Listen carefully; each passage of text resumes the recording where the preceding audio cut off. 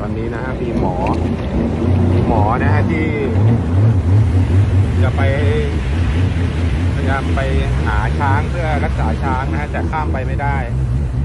เดี๋ยวตอนนี้เราขึ้นเลยครับพี่หมอมาขึ้นเลย2 คนเลยนะฮะได้เลยขึ้น2 คนเลยมาขึ้นมา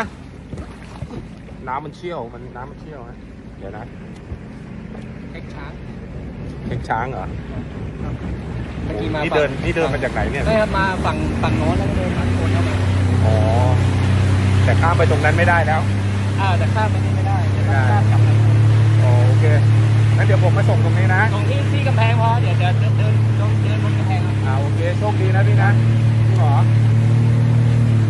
รักษาช้างกี่ตัวเนี่ย โอ้มาตั้งแต่เมื่อวานนะครับที่เอาออกเมื่อวานโอเคพี่ครับจากศูนย์ช้างไทยขอให้โชคดีนะครับ ผมครับโอเคครับ